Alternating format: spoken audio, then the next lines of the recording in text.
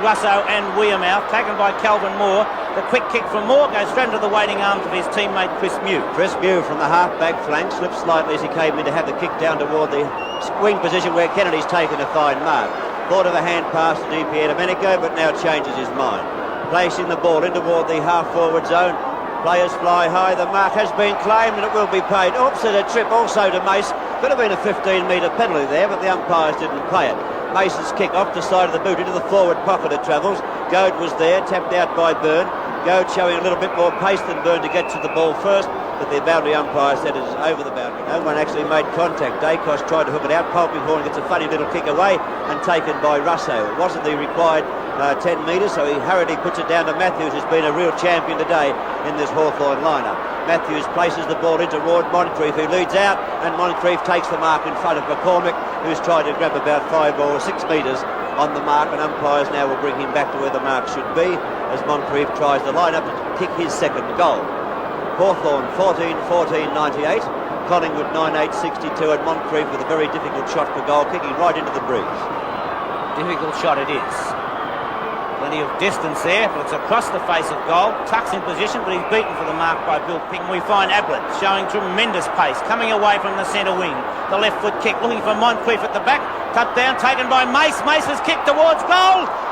Hits the post. Fresher than the others. We've had a torrid afternoon so far. Punched away by Russo, tapped forward by Kennedy.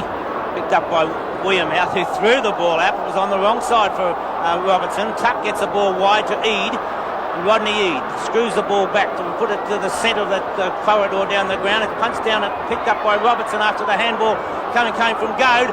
The quick hand kick over the top only went 5 metres, and Picken comes away with the ball. Up towards centre half back. Payton comes out, gets a favourable bounce, and he's able to thump the ball forward. A good bounce for Matthews. Straightens up, goes Collingwood, and shepherded through by Moncrief.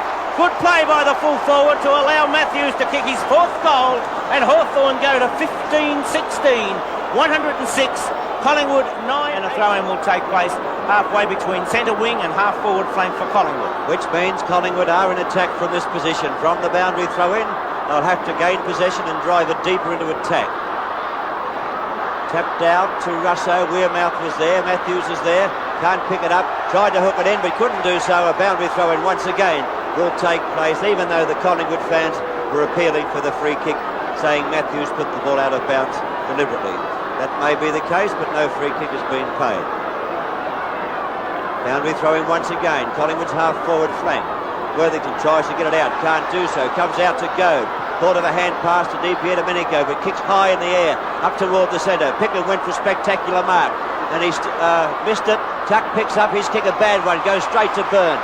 Byrne puts it back, a good kick up to half-forward. Long kick from Byrne towards half-forward. Dacos misses the mark. Streaming through from half-back is Domenico. Hawthorn all on their own as we see Mace take the mark. He's being told by Ablett that he's clear. Goes for the long kick. He's way offline, completely offline in forward pocket for Hawthorn. Worthington and Tuck on the turf. Could have been a free kick there against Goad, and the umpire said play on. They've all stopped. Young in trouble now. Picked up by Goss. Snapped towards goals. It's a goal to Hawthorn. Gossie kicks his 3rd. Hawthorn 16-16, 1-1-2. Collingwood 11-8-74. Well, you called it, Jack. They all did. And Stewart wins out. Comes to Wiedemann again. A hand pass across to Hannery. Hannery streams across the half-forward line. Puts the long kick downwards. Barham there along with Green. Barham desperately diving in. It taps it wide. There's a chance of a Collingwood goal as Brewer picks it up. Wonderful football though from Russell Green. Domenico short kick out to Polkinghorn. Great play by Russell Green to allow... Another nice kick from Moore towards half-back. Tuck up high, and a lovely mark taken there by Michael. Picked up by Brewer. The hand pass favours, I won't say favours Matthews, but he got to it first. Sockers the ball toward the boundary line, which was the objective, and a boundary throw will take place on the half-forward flank for Collingwood. Good thinking by Matthews there, Jack. It was good thinking. Well, had he picked it up, he would have been swamped. 21 minutes into the final quarter. Collingwood in attack from their half-forward flank. Goss throws himself on top of the ball, trying to hook it back out, but the whistle sounds for another bounce to be taking place in much the same position. Collingwood 16-17, 1-1-3. Sorry, I'll change that. Hawthorn 16-17, 1-1-3. Collingwood 12-9, 81. Worthington and Payton, jostle position. Payton wins the tap. It comes towards Goss. Goss a little slow on that occasion, but it's picked up by Williams. Good play by Di Domenico to give a side push to Ronnie Wearmouth and force him over the boundary line. Throw in, closer towards, almost in the forward pocket. Payton gets the tap back. It comes past Hanbury. Robertson gathers the ball in well, showing a tremendous turn of speed. The kick dropping short. Goad almost took the mark. It's called. It has been paid. Alan Goad looking for a short in toward the centre of the ground. He looks in that direction, looking for a teammate. He's found one also. And Mace, as Bobby told you before, playing a great final quarter. It's the only one he's played. Up towards Tuck and travels. Difficult mark. Could have been a free kick against Picken. And Tuck will take the free kick for Hawthorn. Well within scoring range. Only 40 metres out. And the ever-reliable Michael Tuck won't have any trouble at all with the distance. But he'll have to try and steer it through because the breeze is still blowing fairly strong from his left to right hand side. Tuck goalless at this stage. Can he kick Hawthorn's 17th goal? A few seconds I'll be able to tell you. The player said he has. Yes, it's through. Tuck kicks his first goal, Hawthorn's 17th goal. Hawthorn 17-17, 119, and Collingwood 12 goals, 981. Michael Tuck, an excellent player. Fell into the arms of Taylor. Taylor's kick up towards half forward. Mew was there, couldn't trap it. It's taken by Payton. Hand pass across to Robertson, then to Polkinghorne, and once again we find Mace completely on his own.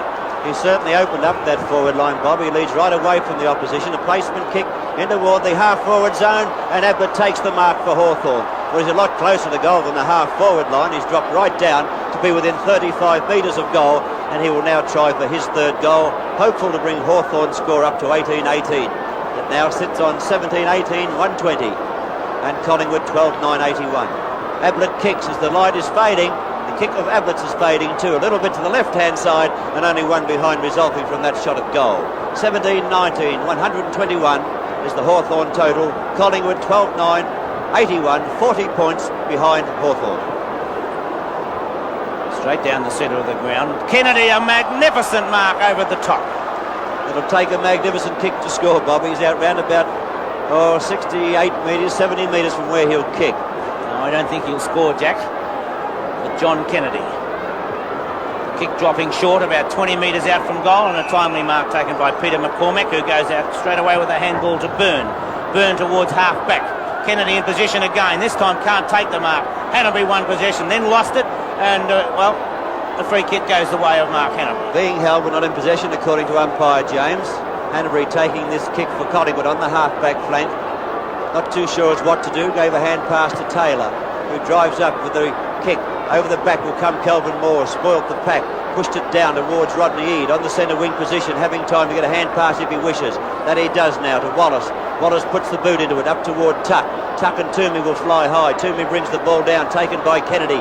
45 metres out from goal, possibly a shade more. He drives in toward the scoring zone, and a mark to Alan Goad. What a great mark that was. Alan Goad only 25 metres out from goal from where he'll kick, and attempt to kick his 5th goal.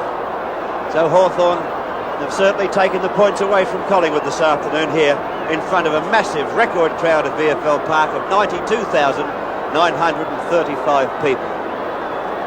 And the gate, way over $200,000. Alan Goad putting the ball on its way. The umpire watches it go overhead and then indicates Hawthorn have kicked their 18th goal through Goad and now move on to 127 points, and Collingwood on 81. As the clock ticks around to the 30-minute mark, it is a ball game well and truly won by Hawthorn. No, they have this afternoon, and really have never looked in danger, have they? Not from the very moment, apart from Craig Stewart winning the first knockout.